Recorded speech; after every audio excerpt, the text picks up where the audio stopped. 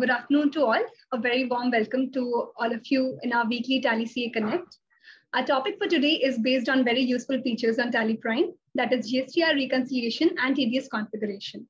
Our speaker for today is CA Mohit Garg. I'm sure most of you here are already familiar with him. I would like to give a brief introduction. CA Mohit Garg is a chartered accountant. He has this enormous set of qualifications. Along with being an FCA, he is a qualified MCOM, LLB, MBA, DISA, CCAB, CFA-FD, IFRS and GST certified by ICAI. He's an expert in teaching and training an accountant for last 18 years. He also ran a training center in the name of Account TX for Tally and taxation training. We are proud that CA Mohit Garg is also a Tally evangelist. Welcome you today, sir. Well, I welcome you, sir, on behalf of Tally. Thank you for being here today. To the audience, we will begin the session today. Please enter your queries in Q&A so that we can keep track and answer your queries without being missed. We will be uploading the video of this session, so in case you are not able to attend, you can definitely refer to it. Thank you, sir. Over to you. Thank you, Komal ma'am. Thank you, Tally Evangelist, for giving me opportunity to share my views. First of all, मेरी सभी क्योंकि सभी हम tax professionals हैं, either में भी हम accounting field से कहीं ना कहीं हमारा नाता है, जिसीलिए हम टैली को यूज कर रहे हैं. तो एक बर्निंग इशू, हम कुछ बर्निंग इश्यूज को आज डील करने जा रहे हैं. फर्स्ट ऑफ ऑल, हमारा जो पहला बर्निंग इशू है वो है रिकंसिलिएशंस. क्योंकि हम टैक्स प्रोफेशनल्स के साथ एक सबसे बड़ा इशू ये होता है कि हमारा क्लाइंट बहुत ही लास्ट मोमेंट पर नॉर्मली कहते हैं कि जी 20 लास्ट डेट है हमारा GSTR फाइल करने की, 3B फाइल करने की और रिटर्न फाइल करने की, और क्लाइंट टाइमली डेटा प्रोवाइड नहीं करते. और उसके बाद में हमारे को क्या करना होता है कि मल्टीपल क्लाइंट्स होते हैं, उनका डेटा रिकंसिलिएशन भी करना होता है कि उनके जो बिल्स हैं वो प्रॉपरली हमारी टैली में और जो GST पोर्टल पे हैं वो प्रॉपरली आ रहे हैं या नहीं. उनके रिकंसिलिएशन का प्रोसेस हम टैली के थ्रू कितना आसानी से, कितनी इजीली कर सकते हैं. क्योंकि ऐसा नहीं है कि हम सभी रिकंसिलिएशंस करते हैं, और रिकंसिलिएशन करने के लिए जो मोस्ट ऑफ दी जो हमारे टैक्स प्रैक्टिशनर्स हैं या बिजनेस फर्म्स हैं वो एक्सेल यूज करते हैं, और उस एक्सेल की सीट को भी आप टैली के थ्रू बड़ी बखूबी और बड़ी आसानी से तैयार कर सकते हैं. और इसके लिए टैली में एक इंपोर्ट यूटिलिटी अवेलेबल है, और उस इंपोर्ट यूटिलिटी के थ्रू आप अपना जो बिल का मिसमैच आता है, नॉर्मली आप कहते हैं जी परचेज के बिल जो मेरी टैली में है और जो मेरी पोर्टल पे बोल रहे हैं उनमें कुछ मिसमैच आते हैं, उन मिसमैच को आप क्या कर सकते हैं, रिकंसिलिएशन कर सकते हैं थ्रू टैली, और बहुत ही इजी वे में आप इसका प्रोसेस कर सकते हैं.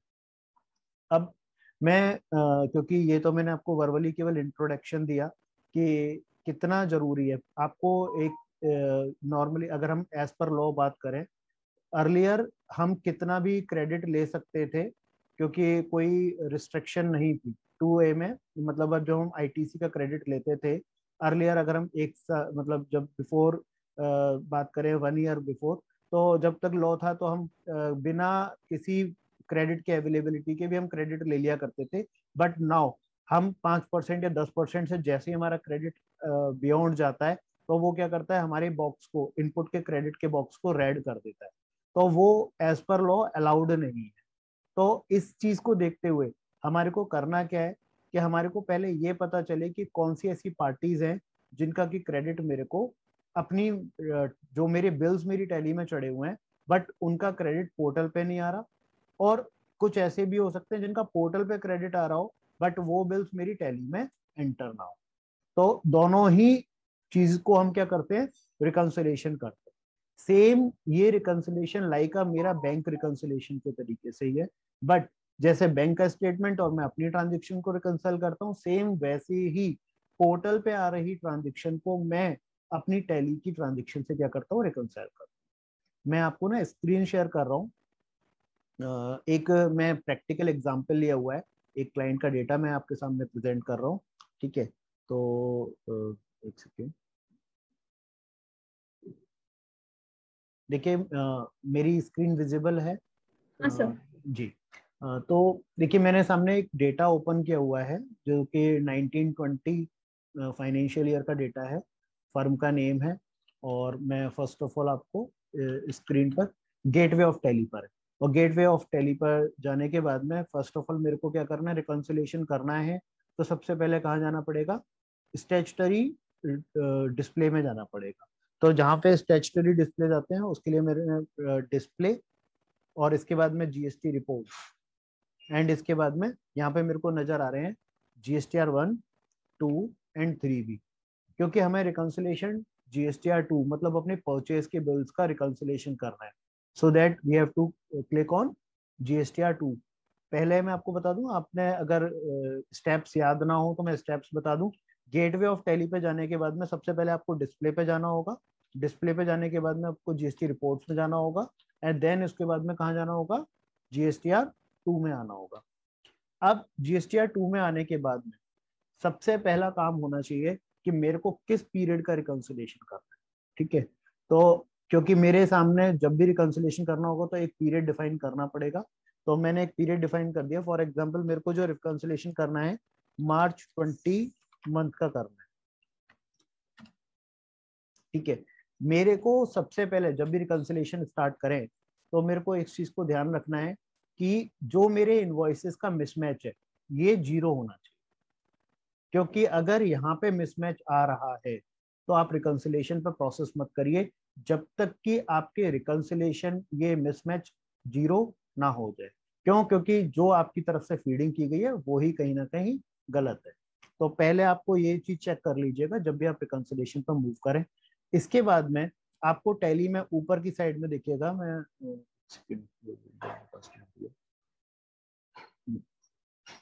देखिएगा साइड ऊपर आपको दिखाई दे रहा होगा ऑल्ट ओ। मैं अगर आपको दिखा पा रहा हूँ, मेरा कर्सर मूव कर रहा है इस जगह पर, तो देखिएगा यहाँ पे ऑल्ट ओ इम्पोर्ट पर मेरे को प्रेस करना है, और यहाँ पे ऑप्शन आ रहा है लोड JSON फाइल। मतलब मेरे को अपनी पोर्टल से, पोर्टल पे जाना होगा, इस क्लाइंट की GST की पोर्टल पे जाना होगा, 2A पे क्लिक करना होगा, और देन उसको उसकी एक JSON फाइल उस मंथ की मेरे को डाउनलोड करनी है। मैंने अपने लिए, क्योंकि मैं अभी क्लाइंट लॉगिन नहीं किया हुआ है, आपको मैं मेथड बता देता हूँ। फर्स्ट ऑफ ऑल आपको लॉगिन करना है, जो यूजर आईडी एंड पासवर्ड अगर आपके पास में अपने क्लाइंट का होगा।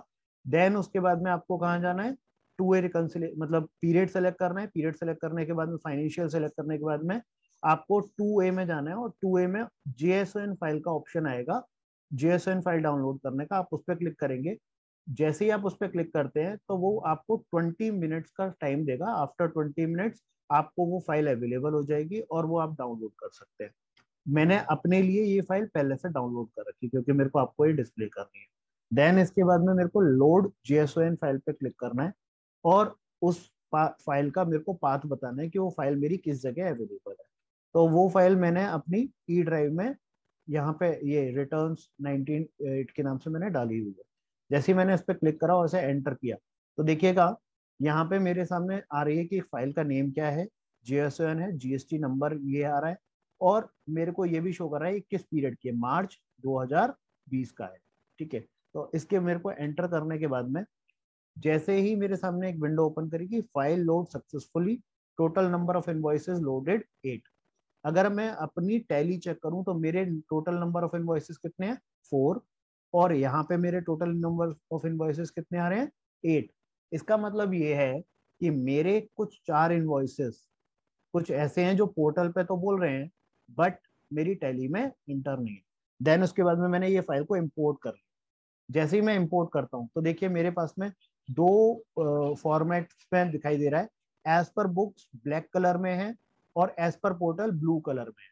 ठीक है, एक चीज का ध्यान रखिएगा, जैसे ही आप एस्केप की प्रेस करेंगे ये डेटा सेव नहीं रहेगा, आपको ये सेव करके रखना पड़ेगा अगर आपको सेव करना चाहते हैं। ठीक है, अब मैं आपको पहले एक चीज बता दूं, नॉर्मली हम लोग एक्सेल शीट तैयार करते हैं। इसके लिए एक्सेल शीट जो तैयार करते हैं तो आप एक्सेल शीट में भी इस डेटा को ले सकते हैं। बस आपको यहाँ पे क्लिक करना होगा, एंटर करने के बाद में आपको देखिए दिखा रहा है कि आपकी कौन कौन से बिल्स आपके मैच कर रहे हैं, कौन से बिल आपके मैच नहीं कर रहे, तो वो आपको डेटा शो कर रहा है यहाँ पे। और आप इसको क्या कर सकते हैं, एक्सपोर्ट कर सकते हैं। एक्सपोर्ट करने के लिए आप करंट में जाके जो एक्सेल में या किसी भी फॉर्मेट में आप चाहें तो ले सकते हैं। मैं आपको दिखा देता हूँ, फॉर्मेट्स काफी सारे हैं। आप जो, क्योंकि हमारे को एक्सेल में एडिटेबल होता है, इजीली हम एडिट कर सकते हैं, तो हम एक्सेल फॉर्मेट में ले लेते हैं। और इसको मैंने एक्सपोर्ट कर दिया, सेंड कर दिया, और ये फाइल मैंने एक्सपोर्ट कर दी। एक सेकेंड, फाइल का नेम चेंज कर देते हैं, फाइल नेम कॉन्फ़िगर,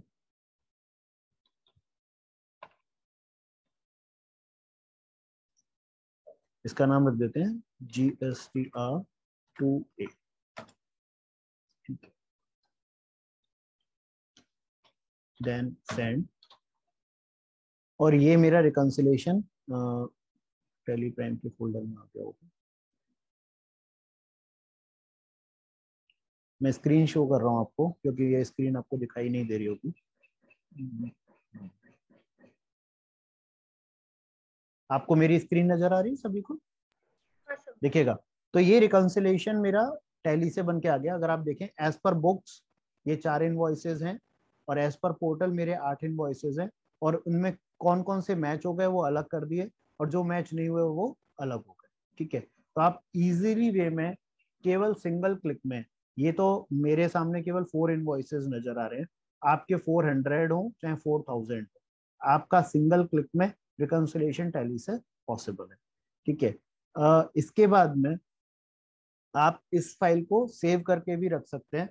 अब टैली में एक फैसिलिटी और भी है ना, सेव व्यू की एक फैसिलिटी भी अवेलेबल हो गई है, जो कि आपको 2.0 के फीचर में अवेलेबल है। तो आप इस व्यू को सेव करके भी रख सकते हैं, इनकेस आपको कभी दोबारा रेफर करना है या दोबारा ये पूरा प्रोसेस नहीं दोहराना है, तो आप इसे सेव करके रख सकते हैं। सेव व्यू में भी सेव करके रख सकते हैं, अदरवाइज इसको सेव रिटर्न करके भी कर सकते हैं कि भाई मेरी ये रिटर्न सेव बनी रहे।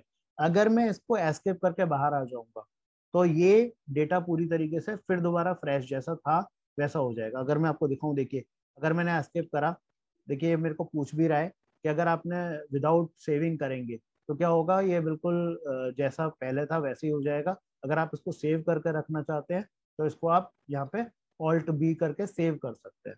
तो इस चीज को आपको ध्यान रखना है कि जब भी आप इसको एग्जिट करें तो आपको सेव रखना है या नहीं, तो ये एक चीज का डिसाइड कर लीजिएगा। ठीक है, तो मैं अभी इसको सेव नहीं कर रहा हूँ। और मैं अब इसके बाद में क्योंकि 2A रिकंसिलेशन पे अगर हम बात करें तो एक इम्पोर्टेंट So टॉपिक we था are still जी। on Excel topic. Are you जी showing ma'am, something on Tally?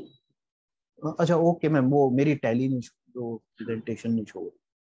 Okay, मैं दोबारा दिखा देता हूँ बाई चांस, है ना, ऐसा हुआ तो जूम पे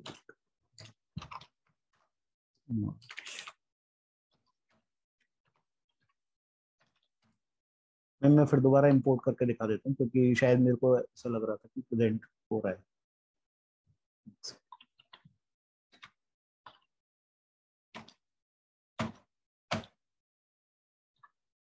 देखिए, मेरी मेरी टैली आपको प्रेजेंटेशन शो हो रही है, हाँ. देखिएगा।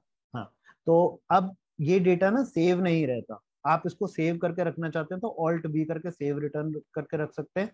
अगर आप इसको बिना सेव करे अगर एग्जिट कर देंगे, तो ये बिल्कुल वैसे ही कन्वर्ट हो जाएगा जैसा आपका टैली में ओरिजिनल डेटा वैसे अवेलेबल था। तो आपके पास में दोनों ऑप्शन अवेलेबल हैं। आप tally ERP tally tally prime में आपको एक फैसिलिटी और भी आ गई है, जो आप देख रहे होंगे, ये आपको दिखाई दे रही है, कंट्रोल एल करके सेव व्यू। ये आप सेव व्यू भी रख सकते हैं, जिससे क्या होगा कि अगर इन केस आपको लगता है कि ये प्रोसेस में दोबारा नहीं दोहराना चाहता हूँ, ये मैं आपको बताऊंगा, ये ना बहुत बड़ा गेम चेंजर एक तरीके से ऑप्शन दिया है टेली टेली प्राइम में। क्योंकि कई बार होता क्या है कि हम कोई चीज बार बार दोहराते हैं नॉर्मली। कई बार क्या होता है, हम प्रोफेशनल्स हैं, और प्रोफेशनल्स को कई बार पता हो कि हमारे को एक स्पेसिफिक टाइप की रिपोर्ट चाहिए, और वो रिपोर्ट के लिए हमें क्या करना पड़ता है, हम अपने जो हमारा सबॉर्डिनेट होता है, हमारा जो स्टाफ होता है, उसको कई बार समझाते हैं, फिर भी वो क्या करते हैं कि वो रिपोर्ट उस फॉर्मेट में हमको नहीं दे पाते। तो हम यहाँ पे क्या कर सकते हैं, सेव व्यू कर सकते हैं। इसको मैंने सेव व्यू कर दिया। अब मेरे को ये व्यू बार बार पे क्या करना नहीं पड़ेगा, दोबारा आपको देखना भी है ना, तो बस आपको एक जगह आपको सेव मिलेगा। जैसे मैंने फॉर एग्जांपल इसको मैंने सेव व्यू कर दिया। अब मेरे पास में ये व्यू सेव है। अब मैं अगर इसको देखना भी चाहता हूँ, बाई चांस से मैं बाहर भी आ गया और ये मैंने इसे सेव करके रख दिया और देखना भी चाहते हैं, तो यहाँ पे आप जाके सेव व्यू में देख सकते हैं, माई सेव व्यू GSTR2। और आपको ये ना पूरा फॉर्मेट, पूरा सेव फॉर्मेट दिखा देगा। डेटा क्यों नहीं दिखा रहा? क्योंकि पीरियड हमारा जो है वो गलत सेलेक्टेड है। अभी अगर हम पीरियड सही सेलेक्ट कर लेंगे यहाँ पे, तो वो भी डेटा भी शो करेगा आपके को।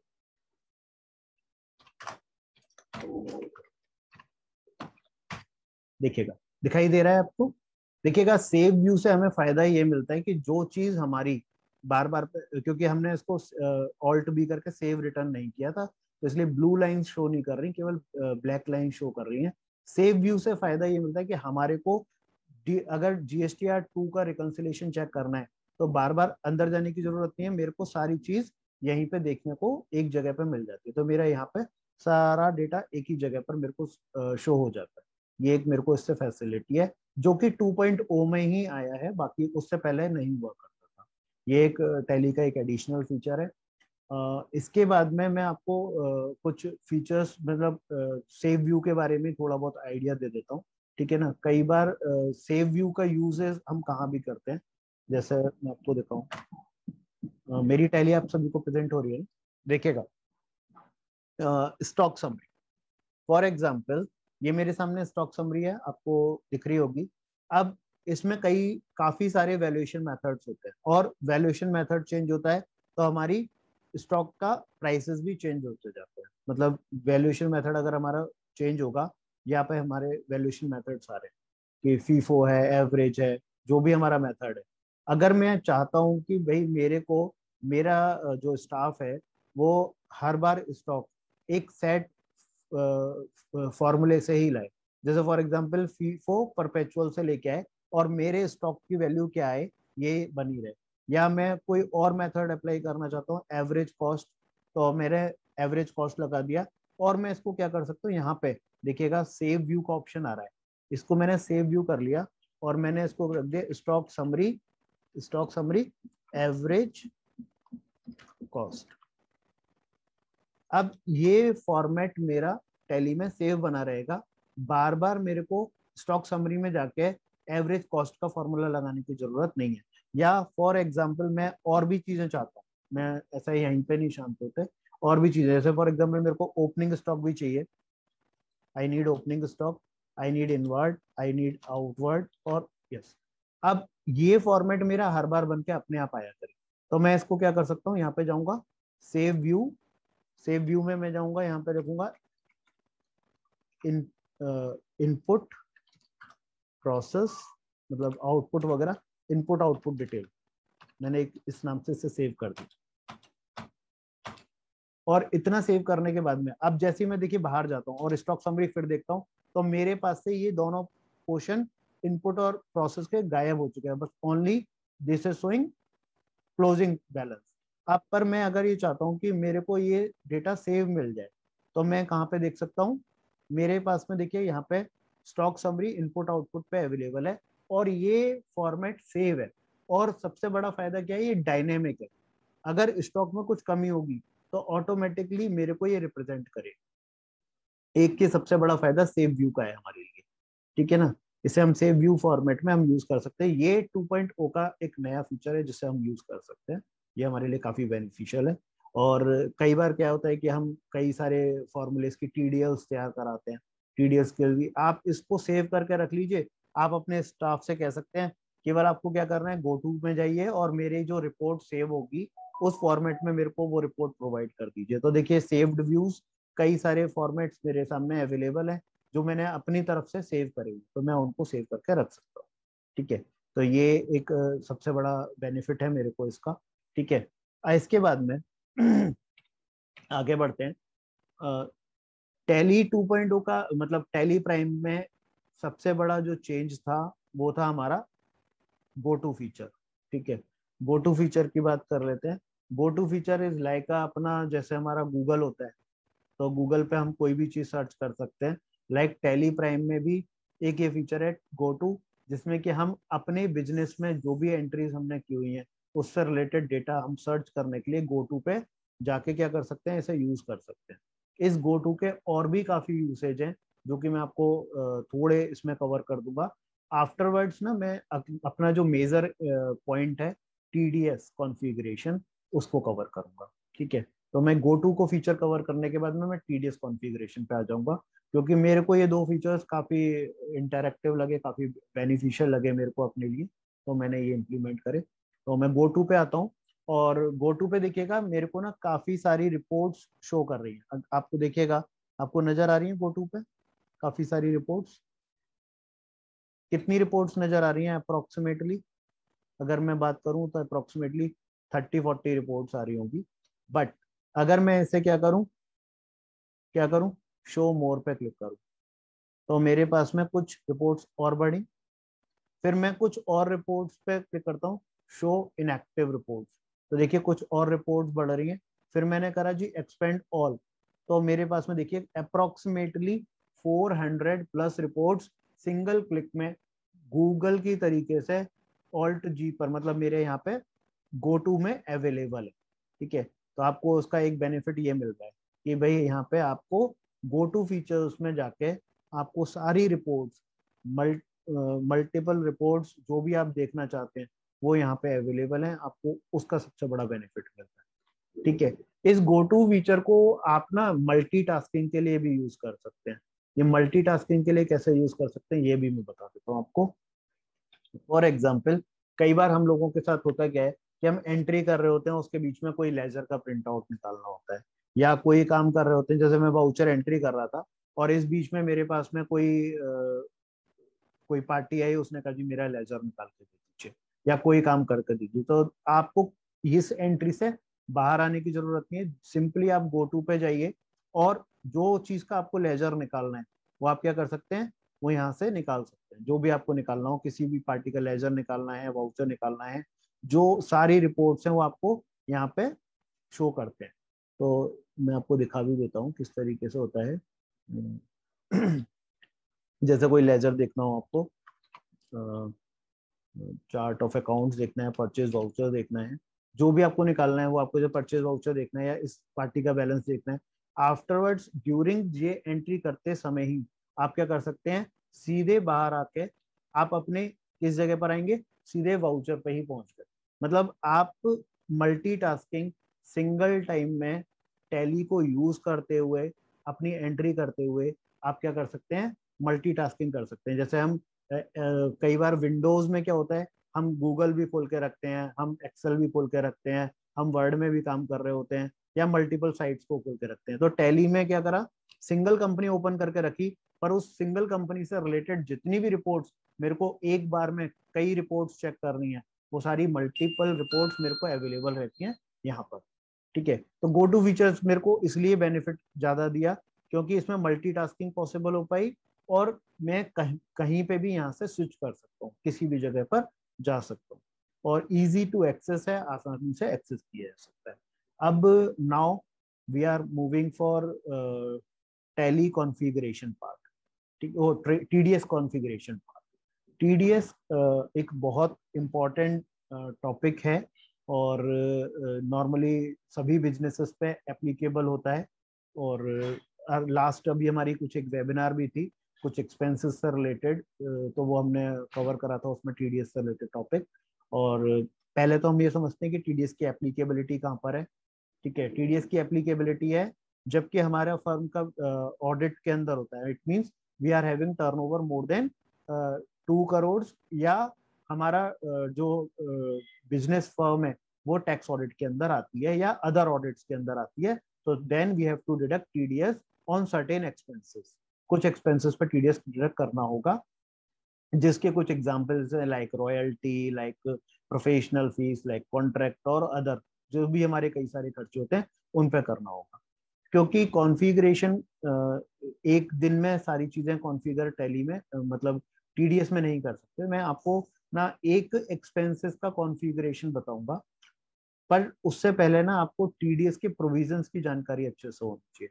जब भी आप टैली में कॉन्फ़िगरेशन TDS की करें तो आपको सबसे पहले जानकारी ये होनी चाहिए कि आपका प्रॉपरली TDS की आपको जानकारी, मतलब TDS लॉ में कौन से सेक्शन में कितने अमाउंट के ऊपर टीडीएस एप्लीकेबल है, किस रेट से एप्लीकेबल है, इस चीज का पूरा ध्यान। ठीक है, तो मूव करते हैं हम अपना टीडीएस कॉन्फ़िगरेशन पर। तो कि अगर टीडीएस कॉन्फ़िगरेशन करने के लिए फर्स्ट ऑफ ऑल मेरे को कहाँ जाना पड़ेगा, कंपनी में गए, फीचर्स में गए, और देखिएगा यहाँ पे नजर आ रहा होगा आपको जीएसटी के नीचे, ये तो जीएसटी है, यहाँ पे नजर आ रहा होगा आपको enable tax deducted at source TDS. इसको मेरे को क्या करना है, अप्लाई करना है, यहाँ पे यस कर दीजिए, एंटर। सबसे पहले क्योंकि जैसे जीएसटी एप्लीकेबल करना होता है सेम वैसे ही टीडीएस भी मेरे को एप्लीकेबल करना होता है।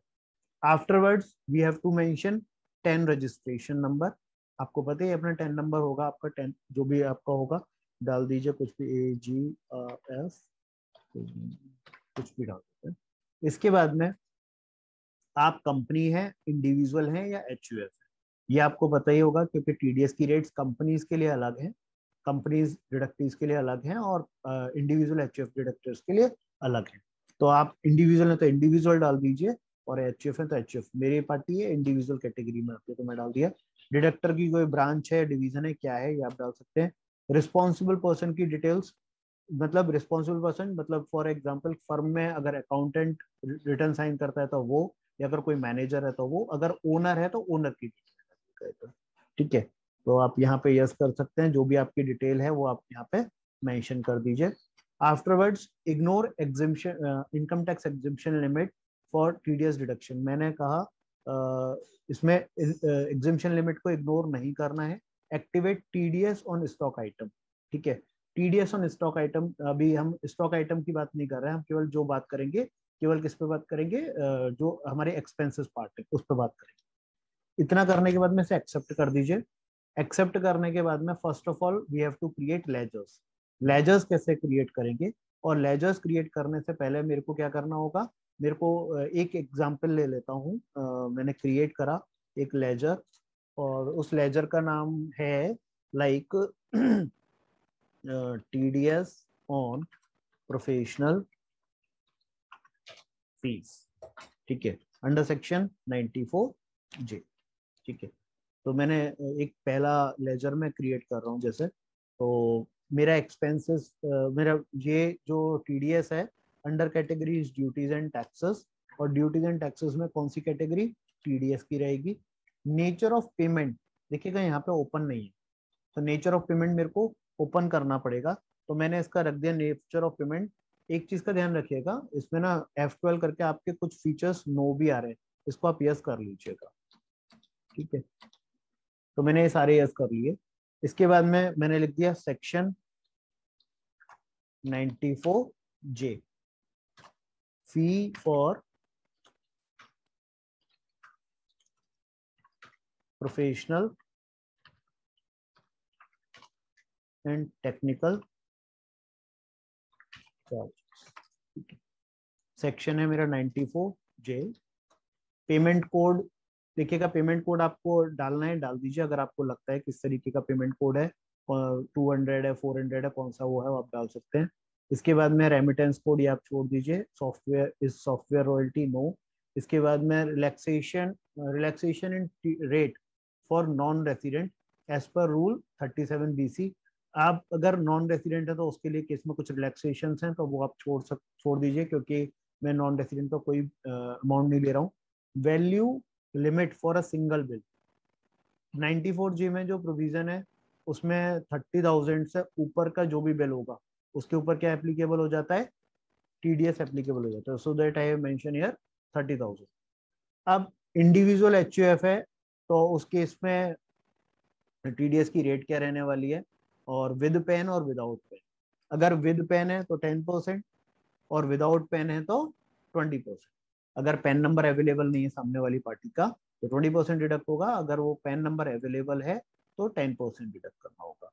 अर्लियर अगर हम बात करें पिछले साल में, कोरोना में लॉकडाउन में जो गवर्नमेंट की स्कीम थी उसमें 25% का रिलैक्सेशन था, तो आपको कॉन्फ़िगरेशन में यहाँ पे चेंज करना है, तो यहाँ पे 7.5% करना होगा, क्योंकि लास्ट ईयर अगर आपने 7.5 नहीं किया हुआ है तो वो ज्यादा डिडक्ट करेगा टीडीएस। ठीक है, तो ये ध्यान रखिएगा, 25% की कोरोना में रिलीफ दी गई थी टीडीएस के लिए, तो आप प्रेजेंट में नहीं है तो हम प्रेजेंट में इसको 10% ही लेके चलते हैं।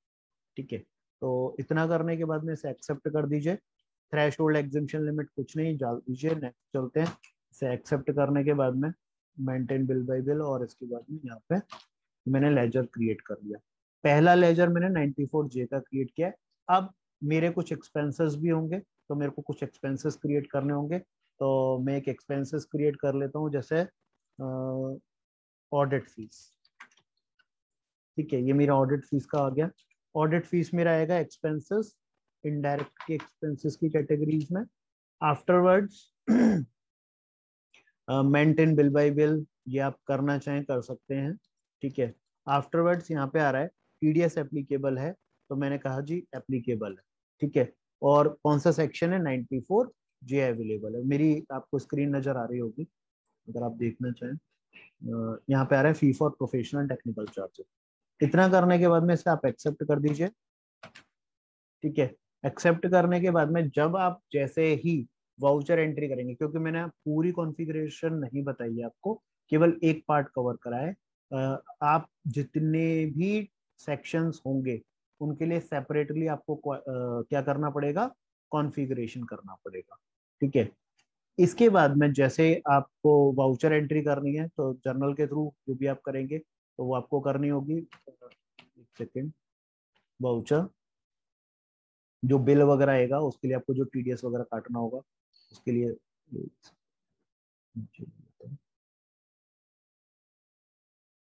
बिल्स वगैरह आएंगे यहाँ पे।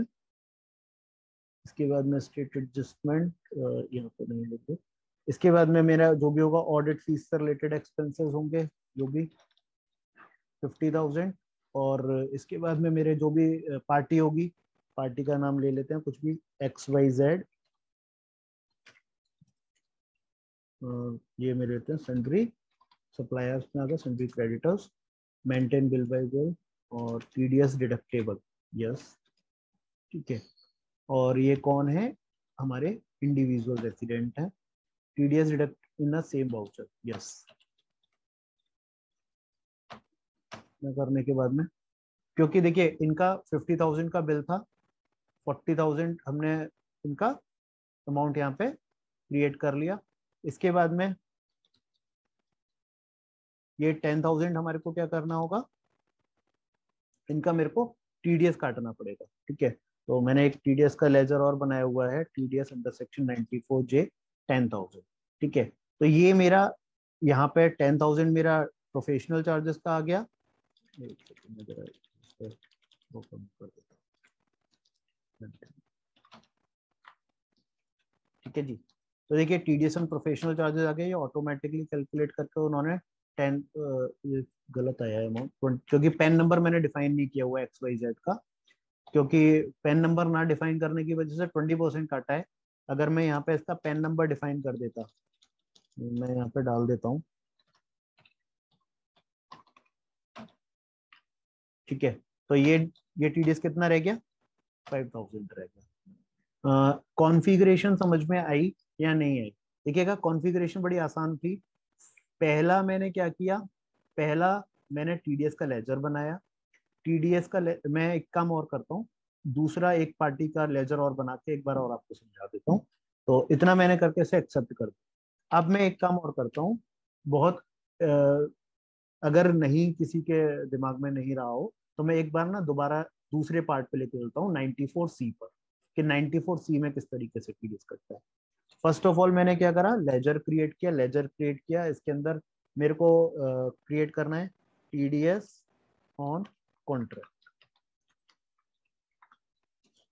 ठीक है, इसके बाद में ये लेजर जो आएगा ड्यूटीज एंड टैक्सेस में आएगा, टीडीएस के अंदर आएगा। क्योंकि यहाँ पे वो 94J शो कर रहा है, तो मेरे को नेचर ऑफ पेमेंट क्रिएट करना पड़ेगा 94C TDS on contract. Section का नेम है 94C। इसके बाद में पेमेंट कोड आप ये डाल सकते हैं यहाँ पे। 94C की लिमिट बता सकते हैं क्या है? मैं बता देता हूँ। वैसे 94C की लिमिट हमारा सिंगल कॉन्ट्रैक्ट कितने का होना चाहिए, 30,000, और कंप्लीट कॉन्ट्रैक्ट 1 लाख से ज़्यादा का होगा।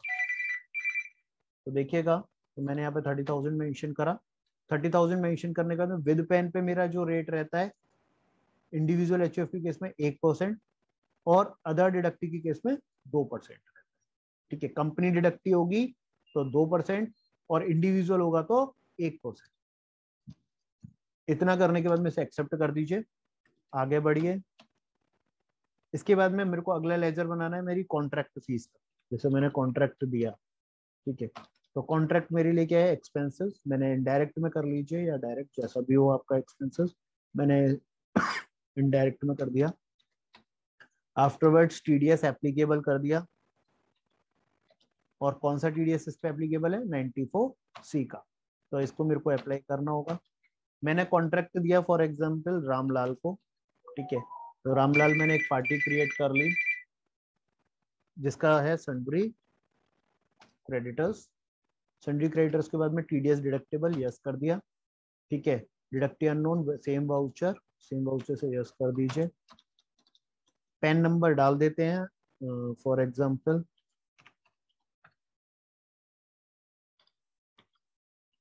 ठीक है, करने के बाद में पैन नंबर डाल दिया। अब मैं इनका एक बिल रिसीव कर लेता हूँ। वाउचर में गए, बिल रिसीव कर लेते हैं। कॉन्ट्रैक्ट एक्सपेंसेस होंगे मेरे, ठीक है। फॉर एग्जांपल मैंने 1 लाख रुपए का कॉन्ट्रैक्ट दिया है टू किसको, रामलाल को, और टीडीएस एप्लीकेबल है ना इसके ऊपर, टीडीएस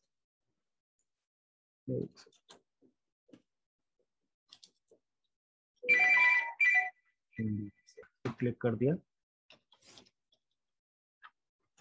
तो देखिए 1%, क्योंकि वो डिडक्शन क्यों नहीं करी थी, अगर हम देखेंगे तो मैंने यहाँ पे डिडक्टिव टाइप सेलेक्ट नहीं किया हुआ था। मैंने यहाँ पे डिडक्टिव टाइप सेलेक्ट करने के बाद में 1% डिडक्ट कर लिया और रिमेनिंग अमाउंट कितना जाएगा, टीडीएस ऑन कॉन्ट्रैक्ट, ठीक है।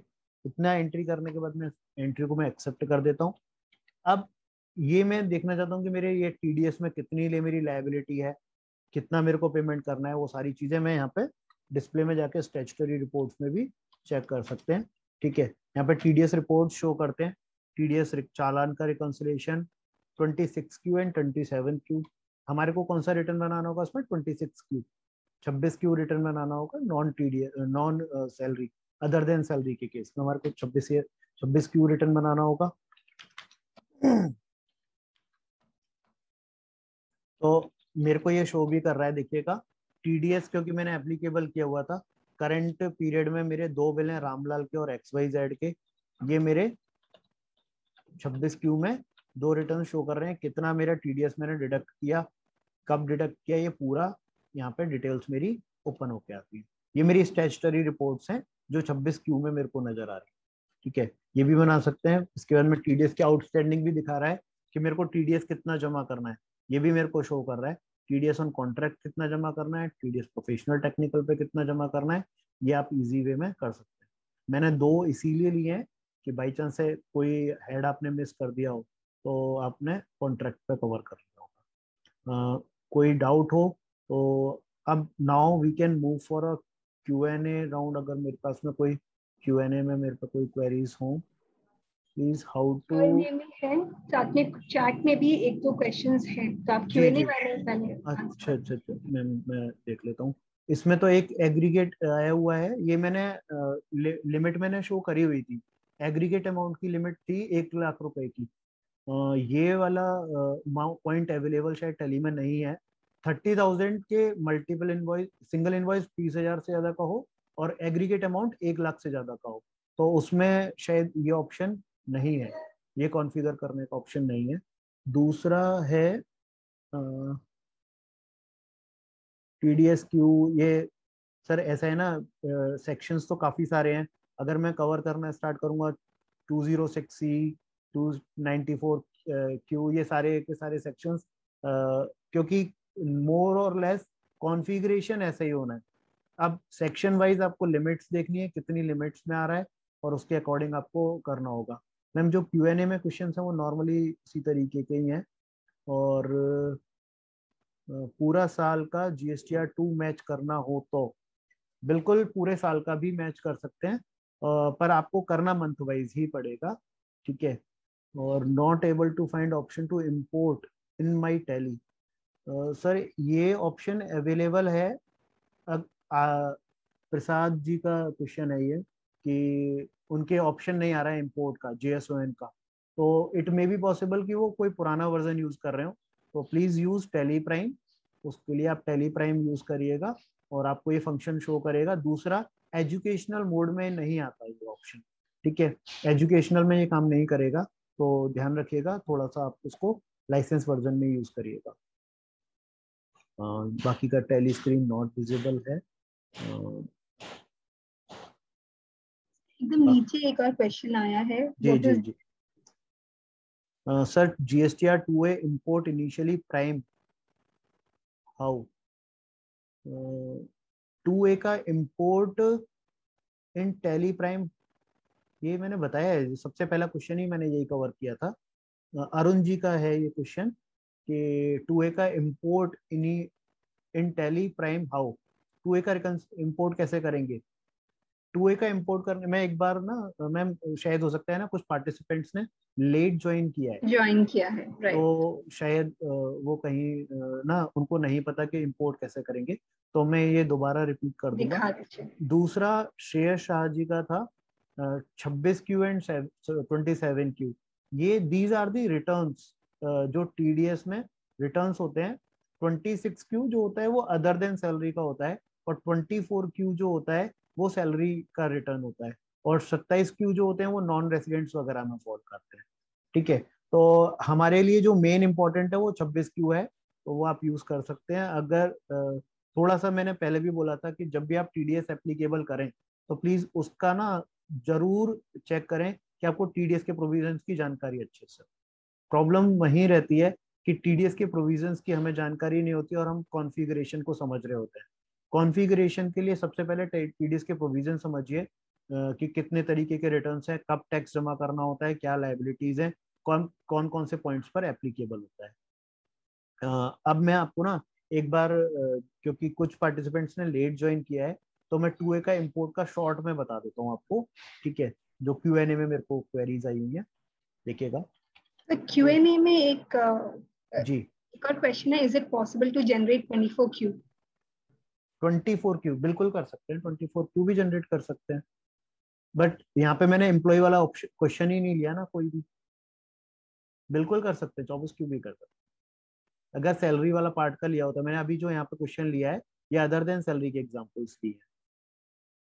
उसमें नॉर्मली देखिए होता क्या है, जो एम्प्लॉय वाला पार्ट जो होता है जहाँ पे सैलरी पे डिडक्शन आता है, तो वहाँ पे आपको क्या करना पड़ेगा, वहाँ पे स्ट्रेटिफाइड वे में इन्वेस्टमेंट डालने का ऑप्शन यहाँ पे नहीं होता, ठीक है ना, क्योंकि 24Q के लिए आप यूज करिएगा, पेरोल यूज करिएगा, तब आप प्रॉपरली इसको यूज कर पाएंगे जहाँ पे स्टैट्यूटरी डिडक्शन आते हैं। पेरोल्स को मर्ज करके अगर आप इसे यूज करेंगे तो 24Q भी बनेगा, ठीक है, statutory deduction of PF ESI और अदर पार्ट भी कवर। तो 24Q का ऑप्शन अभी इसमें नहीं है, 26Q का है जी। मैं एक बार ना पहले एक बार कवर कर लेता हूँ मैम इंपोर्ट का, क्योंकि कुछ पार्टिसिपेंट्स लेट थे, तो प्लीज दोबारा देख लीजिएगा क्योंकि कुछ पार्टिसिपेंट्स ने लेट ज्वाइन किया था। तो क्वेरी ये थी कि इंपोर्ट कहाँ से करेंगे। इंपोर्ट करने के लिए सबसे पहले तो आपको डाउनलोड तो पता ही होगा कि आपको डाउनलोड कहाँ से करना है। आपको JSON फाइल पोर्टल पे जाना है, GST की पोर्टल पे जाइएगा, लॉगिन करिएगा, लॉगिन करने के बाद में फाइनेंशियल ईयर सेलेक्ट करिएगा। फाइनेंशियल ईयर सेलेक्ट करने के बाद में आपको ऑप्शन आएगा कि 2A की फाइल आप डाउनलोड कर सकते हैं। 2A की फाइल आप डाउनलोड करते हैं तो आपको 20 मिनट्स का टाइम देगा, after 20 minutes that file can be download. और मैं आपको दिखा दूं वो फाइल दिखती कैसी है। एक सेकंड में आपको स्क्रीन भी शेयर कर देता हूँ, वो फाइल किस तरीके से दिखती है, एक सेकंड में।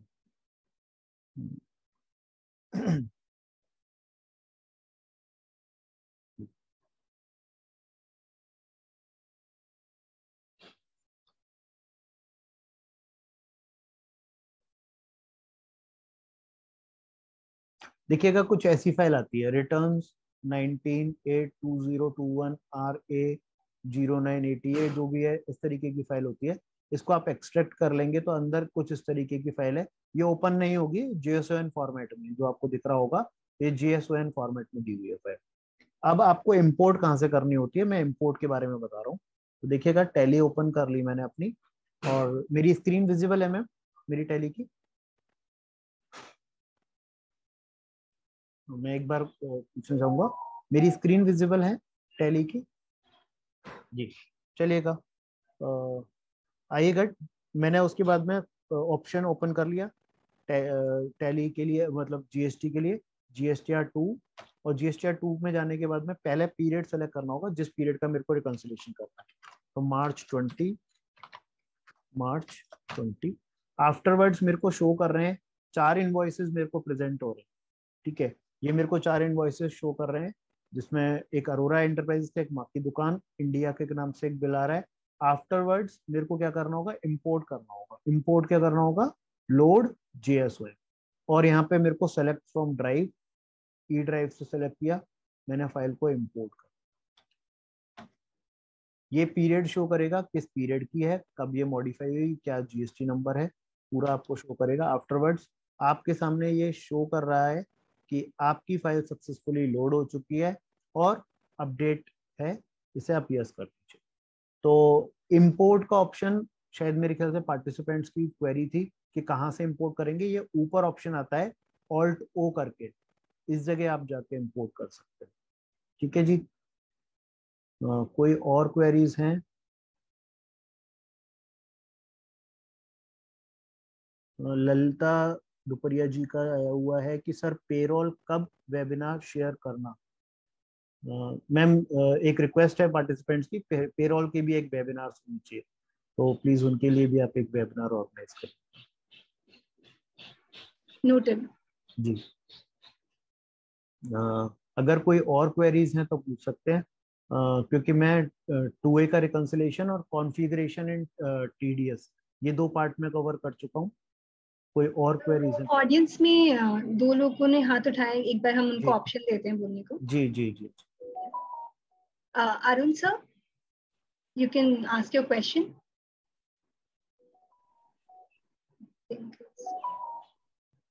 Shreya Tripathi, जी sir, if you have a question, please ask.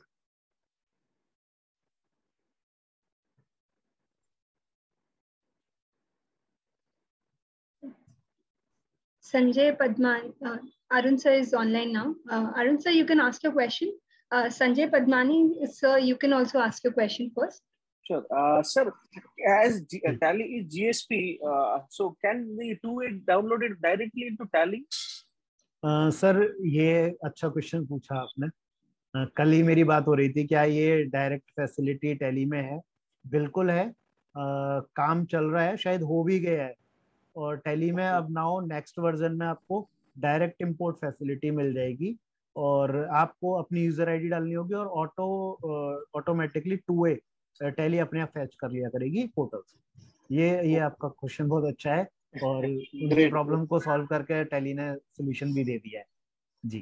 Thank you sir. कल ही मेरी बात हुई है इस पर कि ये चीज ले आए जी। क्योंकि ऐसे जी सर।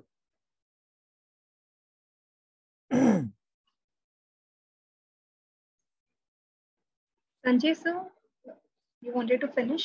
कोई क्वेरी पूछ Mr. सकते हैं? Shreya Tripathi, Mr. Arun, you can ask your question. जी मोहित सर, इन जी सर। GST का 2 है, मैंने डाउनलोड किया उसको जी टैली में ना, कैसे मैंने ऑटोमेटिक कैसे उसको इंपोर्ट करूं, और GST1 भी मैंने डाउनलोड किया, तो उसको कैसे मैंने टैली प्राइम में करूं सर उसको? सर, वन इंपोर्ट करके तो कोई फायदा भी नहीं मिलेगा। वन अच्छा, इंपोर्ट करके, क्योंकि वन तो आप ही ने फिल किया है, हाँ तो हाँ that is the detail that has been filled by you. तो हाँ। उसका रिकंसिलेशन क्या करोगे, जो आप अपलोड कर रहे हो, तो उसका रिकंसिलेशन की जरूरत नहीं है और आपको। सर 2 रिकंसिलेशन तो आपको वो करना है जो सामने वाली पार्टी कर रही है, तो हाँ 2A सर, का रिकंसिलेशन जरूर कर। हाँ तो सर वो डायरेक्ट सर कैसे होगा, क्या एंट्री नहीं मारना पड़ा, सीधा टैली से मैंने मैंने मैंने GST के साइड से मैं डाउनलोड किया 2A, उसको मैं ऑटोमेटिक टैली प्राइम में कैसे कर दूं उसको? सर, 2 बार मैंने शायद कवर कर लिया है इसको, इस टॉपिक को कि कैसे इंपोर्ट करेंगे। फर्स्ट ऑफ हाँ ऑल आपको JSON फाइल डाउनलोड करनी है पोर्टल से, हाँ GST हाँ पोर्टल से। हाँ आफ्टरवर्ड्स आप, अगर मेरी स्क्रीन प्रेजेंट हो रखी है, आप हाँ स्क्रीन हाँ पे देख पा रहे हो तो हाँ देखिए देख रहा हूँ सर। यहाँ पे हाँ मेरा कर्सर जहाँ मूव कर रहा है ऑल्ट हाँ ओ हाँ लिखा हुआ है और इम्पोर्ट लिखा हुआ है। हाँ आप हाँ इस पे हाँ। क्लिक करेंगे और यहाँ पे वो उस जीएसओ इनको क्या कर देंगे, लोड कर। लोड कर दो, फिर इसको रिकॉन्सिलेशन कैसे करूंगा सर? ये रिकॉन्सिलेशन कैसे करेंगे, ये देखिए रिकॉन्सिलेशन ऑटोमेटिकली टैली खुद करके दे देती है कि अच्छा अच्छा, आपके कौन कौन मेरे से। को बटन बटन दबाने की जरूरत नहीं है? नहीं नहीं नहीं नहीं, अपने आप सर वो जीएसटी और इनवॉइस नंबर को आपस में मैच करेगी, वो अपने आप आपको दे देता है, और कौन से मिसमैच आ रहे हैं वो भी आपको शो करता और सर टू बी है जो टू बी का भी तो होता है ना, टू ए के संग, है। और ये बिल्कुल सर, आपका। हाँ 2B का भी रहता है, पर 2B जो है आप खुद फाइल करते हैं कि आप हाँ कंफर्म करते हैं कि हाँ मेरा ये क्रेडिट बोल रहा है, हाँ। या जो नहीं बोल रहा होता है वो आप 2B में इन्फॉर्म कर।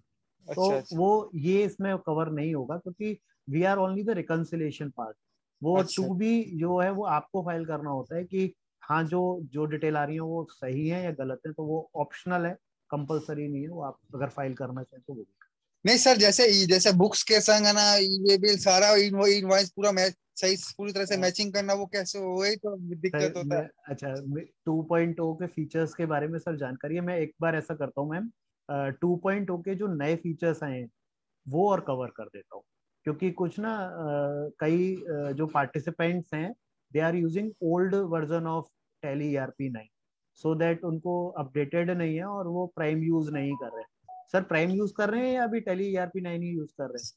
सर टैली प्राइम यूज करना, लेकिन इसमें अभी जो नया चीज हुआ ना, ई जी इनवाइबल, ई इनवॉइसिंग और टू, सारी सबको तो मिलाना पड़ेगा, बुक्स के संग जीएसटी के संग, तभी तो मेरा आईटीसी मिलेगा, नहीं तो कैसे मिलेगा? सर सारी चीजें ना टैली ने अब तो ऑटो पॉपुलेटेड कर दी हैं, आपके लिए कोई तकलीफ का विषय ही नहीं छोड़ा। नहीं मालूम है, इसलिए तो मैं जानना जी चाहता हूँ सर कैसे होगा वो। तो मैम मैं एक बार ये टॉपिक भी कवर कर दूं, Komal ma'am? Yes, sir, please, if the जी time, we still have some time in hand, हाँ, definitely. तो मैं ज़्यादा डिटेल्ड में नहीं जाऊंगा, बहुत छोटा सा है और मतलब इजीली आपको कवर हो जाएगा। मैम अगर कुछ पार्टिसिपेंट्स की शॉर्ट क्वेरीज हैं तो वो कवर कर लेते हैं, then I will move for a मतलब नेक्स्ट पार्ट पे कवर कर लेते हैं। पार्टिसिपेंट्स के क्या है ना, कहीं क्वेरी रह ना जाए। जी सर आप एक बार Q&A में देखिए, 2 क्वेरी है जी संजय सर। मैं देख लेता हूँ, मैं देख लेता हूँ। Tally GSP 2A can be downloaded by itself. It can be long to download JSON from portal as GST software having GSP taking only few tech। हाँ बिल्कुल, ये सर ने आंसर करा है कि अब GSP से कनेक्ट कर दिया है तो आप फ्यू सेकंड्स में ही उससे आप मैच कर सकते हैं। Further to reconciliation, how to identify which invoice is entered in Tally and how to identify it, to identify which of them not entered the Tally. Sir ये रिकंसिलेशन मेरे को ना शो करता है, अगर मैं आप देखेंगे मेरे को एक्सेल मैंने ना राजना सर, राजना आर, तो मैं इसमें ना जब आपको बताया था कि इससे ना आप एक्सेल में भी ले सकते हैं और आपको इनवॉइस वाइज मैच करके देता है कि कहाँ पे आप मिसमैच है, वो आपको पूरा जानकारी देता है, तो आप वहाँ पे आप कर सकते हैं। अब मैं एक काम करता हूँ क्योंकि क्वेरीज लगभग वही हैं और रिपीटेड ही आ रही हैं, तो मैं ना एक कुछ जो नए फीचर्स हैं टैली प्राइम के, क्योंकि 2.0 के कई सारे फीचर्स हम यूज ही नहीं कर रहे, तो हम उनको यूज करने के एक बार ना वो कवर कर लेते हैं किस तरीके से हम वो यूज करेंगे।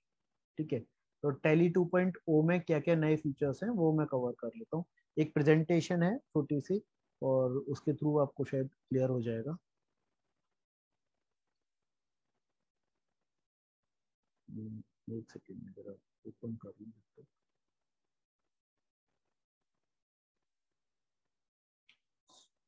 सारे पार्ट कवर नहीं करूंगा क्योंकि सर की क्वेरी थी मेरे पास में कि ई इनवॉइसिंग और ये सारी फैसिलिटीज किस तरीके से हम कर सकते हैं, तो वो मैं आपको कवर करने जा रहा हूँ।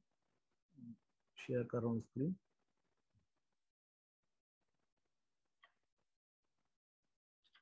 मैम मेरी स्क्रीन विजिबल है? हाँ सर।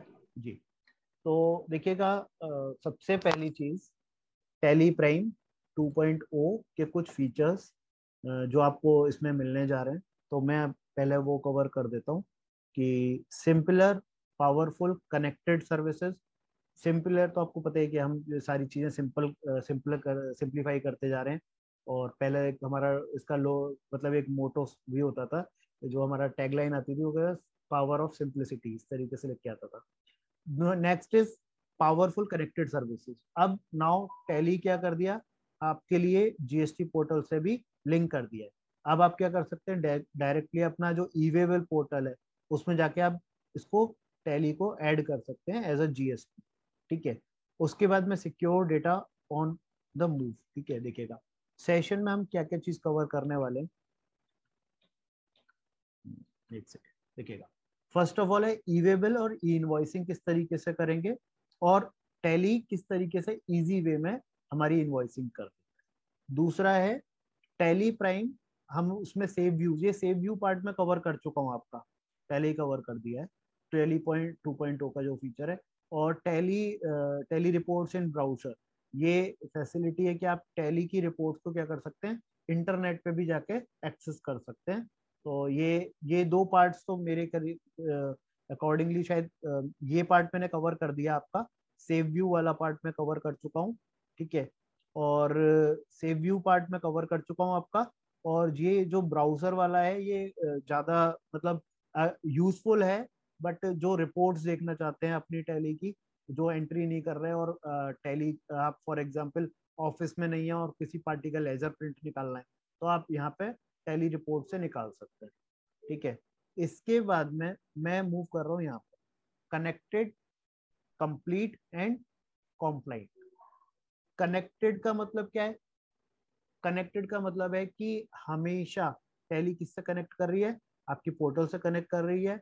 दूसरा कंप्लीट है, आपका डेटा हमेशा उससे कंप्लीट रहे। और कॉम्प्लाइंट मतलब क्योंकि हम गवर्नमेंट के जितने भी ड्यूज हैं या कॉम्प्लाइंसेज हैं वो प्रॉपरली ऑन टाइम कर रहे हैं या नहीं कर रहे। और इसके लिए एक, क्योंकि आपको मालूम है ई इनवॉइसिंग और ई वेबल 50,000 से ऊपर पे ई इनवॉइस आपको ई वेबल बनाना है, और ई इनवॉइसिंग भी सर्टेन केसेस में एप्लीकेबल होता है। तो टैली ने आपको एक फैसिलिटी दे दी कि आप क्या कर सकते हैं, ऑटोमेटिकली केवल आपको अपनी टैली की जो आपकी ईवेबल की आईडीज है वो केवल यहाँ पे मेंशन करनी है, और अपने को जीएसपी से लिंक करना है, और डेटा आपका ऑटोमेटिकली पहुंच जाएगा। देखिएगा ये वही चीज है। देखिएगा कनेक्शन किस तरीके से होगा आपका, ई इनवॉइसिंग और ईवेबल कैसे बनेगा टैली प्राइम से। पहले आपको क्या करना पड़ेगा, जीएसपी से अपने को कनेक्ट करना पड़ेगा। आपको जीएसपी से कनेक्ट करने के लिए आपको जीएसटी के पोर्टल पे जाना है, ईवेबल की पोर्टल पे आपको जीएसटी सर्विस प्रोवाइडर्स को में टैली प्राइम को ऐड करना है, और इसके बाद में आपके इनवॉइसिंग और ईवेबल स्टार्ट हो जाएगा। अब करते किस तरीके से ये भी मैं आपको कवर कर देता हूँ। देखिएगा फर्स्ट ऑफ ऑल एक पेमेंट का वाउचर, मैंने सेल्स का वाउचर खोला। सेल्स का वाउचर खोलने के बाद में एक सेल्स की एंट्री कर रहा हूँ। ये मैं एक माल प्रॉपरली किस तरीके से मेरे को करना है, अक्षय ट्रेडर्स, और उसके बाद में सेलेक्ट किया, आइटम सेलेक्ट कर लिया, आइटम की क्वांटिटी डाली। इसके बाद में देखिएगा यहाँ पे मैंने जो ईवेबल से रिलेटेड डिटेल्स है वो सारी फिल कर ली। इसके बाद में न्यू ट्रांसपोर्टर, ट्रांसपोर्टर मेरा डीएचएल है, और ये फिल करने के बाद में कि बाई रोड मेरा माल जा रहा है, और व्हीकल का नंबर मैंने डाला। और इतना करने के बाद में मैंने इसको जो हमारा ट्रांसपोर्ट टाइप है वो मैंने मेंशन कर दिया, किस जगह से किस जगह जा रहा है, बेंगलोर टू बेंगलोर ही जा रहा है। ठीक है, आफ्टरवर्ड्स ये क्योंकि मैंने बिल टू बिल वाला ऑप्शन ओपन किया हुआ है, और यहाँ पे मेरा ई इनवॉइस और ई वे बिल जनरेट का ऑप्शन का पूछ रहा है। ठीक है, तो आप इसे यहाँ पे जो यूजर आईडी पासवर्ड डालना है वो आपको कौन सा डालना होगा, जो आपका ई वे बिल का है वो आपको यहाँ पे डालना होगा। तो यहाँ पे आप मेंशन करिए। ई वे बिल का नहीं डलेगा यहाँ पे, पहले ई वे बिल को जो आप जीएसपी से लिंक करेंगे तो एक नया यूजर आईडी पासवर्ड जनरेट होता है, थर्ड पार्टी लिंक, तो वो आपको करना पड़ेगा। आफ्टरवर्ड जैसे आपका ये कंप्लीट होगा, ये लिंक करने के बाद में आपका पूरा ट्रांजेक्शन कंप्लीट हो गया। आप इसका प्रीव्यू देख सकते हैं कि मेरा इनवॉइस किस तरीके का प्रिंट हो गया है। ये मेरा ई इनवॉइस प्रिंट हो गया है विद बार कोड, उसके ऊपर मेरा ई इनवॉइस नंबर, एक्नॉलेजमेंट नंबर, ये सारी चीजें मेंशन हो गई है। इवन देख सकते हैं आपका बिल पे ई वे बिल नंबर भी मेंशन। ठीक है, तो टैली में आपका ई वे बिल मेंशन होकर आ रहा है। ये आपको एक फैसिलिटी टैली 2.0 में दी गई। ठीक है, तो ये एक ऑप्शन आपके पास में अवेलेबल है। आपकी ये ऑटोमेटिकली ई वे बिल वहां पे फिल भी हो गया टैली में, आपको फिल नहीं करना पड़ा क्योंकि आपने सिस्टम से जनरेट करा है। और यहाँ पे एक्नॉलेजमेंट नंबर और आपका ई इनवॉइसिंग की आईडी भी आपकी यहाँ पे मेंशन होकर आ गई। ठीक है, कोई डाउट? ये सिंपली टैली 2.0 का फीचर है जो कि आप इसको यूज कर सकते हैं। ठीक है, तो अगर फिर भी आप इसे यूज करने में कहीं कोई तकलीफ आ रही है तो आपको प्रॉपरली टैली सॉल्यूशन की तरफ से आपको मतलब इवेंजलिस्ट की तरफ से आपको गाइडेंस पूरा प्रॉपर दिया ही जा रहा है, और फिर भी लगे तो आप प्रॉपरली कॉन्टेक्ट कर सकते हैं। ये एक ई इनवॉइसिंग की और ई वे बिल की एक फैसिलिटी जो 2.0 में दी गई है, ये इसमें कवर की गई। ठीक है जी, और कोई क्वेरी? मैंने सेव व्यू कवर नहीं किया है और टैली इन ब्राउजर भी कवर नहीं किया है। सेव व्यू में अपनी बीच में प्रेजेंटेशन में कवर कर चुका था, और टैली इन ब्राउजर मैंने इसलिए नहीं कवर किया है क्योंकि ये आप अपना मतलब क्रोम खोल के आप उसके अंदर लॉग इन करके आप प्रॉपरली उसके अंदर reports check. Komal ma'am, over to you. अगर कोई क्वेरी हो तो पार्टिसिपेंट्स की कवर कर सकते हैं, अदरवाइज सेशन मेरी तरफ से We कंप्लीट can conclude. जी। I think we have one hand जी raised in the audience. जी जी Surendra Banjara, उनको एक option. जी Surendra sir, you can now ask your query. Surendra Banjara sir. I think he is not online. जी ma'am, कई बार ऐसा होता है पार्टिसिपेंट हाँ, ज्वाइन कर लेते हैं फिर बीच में आउट हो जाते right sir. हैं। जी So I think we do not have any further queries pending. I think मैंने एक audience में देखा था कोई recording के लिए पूछ रहे थे. So the recording will be available in a day or two, and it will be uploaded in our CA portal, community.tally solutions, and our YouTube channel also. You can search in Tally CA Connect. You will find all our videos. Do join in and check for our webinars. We have Tally Weekly Connect on every Wednesday, 3 to 4:30. So, जैसे कि I think one request, I'll make sure कि अच्छा Surendra sir is here with us. Surendra sir, आपकी कोई query है? Ma'am मेरी एक queries है कि जैसे 3B निकालते हैं, जो 2B का जो ऑप्शन आ रखा है अभी जी कि इनपुट है उससे ज्यादा नहीं ले सकते, बिल्कुल 105। तो बिल्कुल। अब इसमें दिक्कत ये आ रही है कि जब इनपुट एक्स्ट्रा आ जाती है तो अब उन Input बिलों का अगले महीने में मैं आगे वो करवा देता हूँ कैरी फॉरवर्ड। अब दिक्कत ये है कि मेरे को उसी महीने में जमा खर्च करना हो तो कैसे करेंगे? नहीं, इनपुट एक्स्ट्रा आ रही है आपकी, मतलब Okay, sir. आपने टैली में बिल नहीं चढ़ाए हुए थे पर सर पोर्टल पे ज्यादा बोल रहे हैं। हाँ सर ऐसा है कि मैंने माल खरीदा 1 लाख रुपए का। जी अब अगर मेरे को ITC मिली है 70,000 रुपए से, तो अब जो 2B के अकॉर्डिंग चलूंगा तो मैं 70,000 की ही क्लेम कर पाऊंगा अभी तो। हेलो, हाँ मैं समझ रहा हूँ, पर आप अभी क्वेश्चन आपने चेंज कर दिया सर।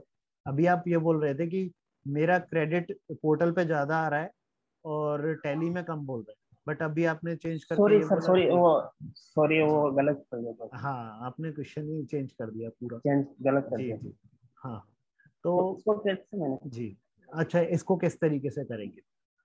देखिएगा, इस केसेस में क्या होता है, आप जो क्रेडिट फॉर एग्जांपल पोर्टल पे कम बोल रहा है और यस सर यहाँ पे जो टैली में है वो ज्यादा है, पर क्यों? क्योंकि इनवॉइस सामने वाली पार्टी ने अपलोड नहीं किया है, या वो क्वार्टरली रिटर्न में भी हो सकता है। कई केसेस में ऐसा भी होता है कि क्वार्टरली रिटर्न फाइलिंग में होता है, IFFE फाइल नहीं कर रहा, वो जो इनवॉइस फर्निशिंग फैसिलिटी है उसमें भी वो रिटर्न्स में नहीं फाइल कर रहा।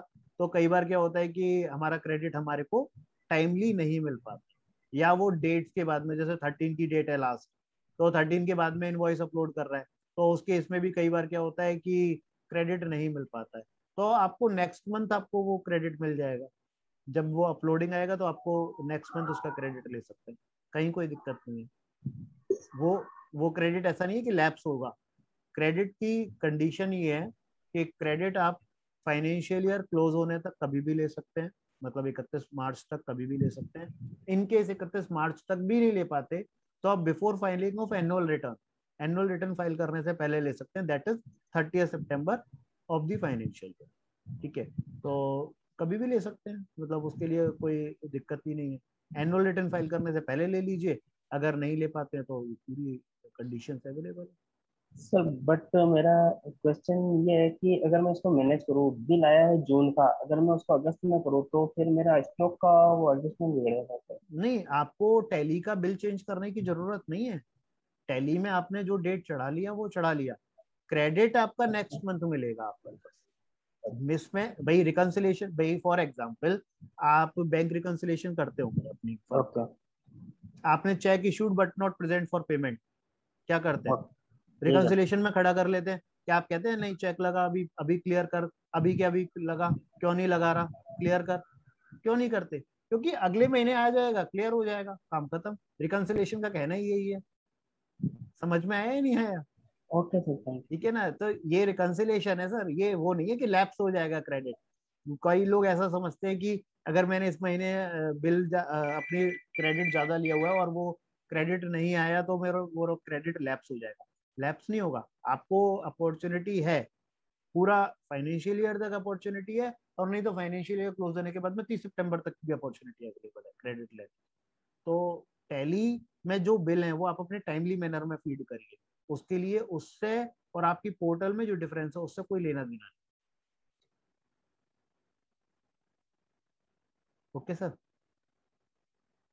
Okay ma'am. कुबल मैम शायद कोई आई थिंक ही उनका इंटरनेट इशू था and he logged of. I think sir और कोई क्वेरी नहीं है, so we can conclude our session for today.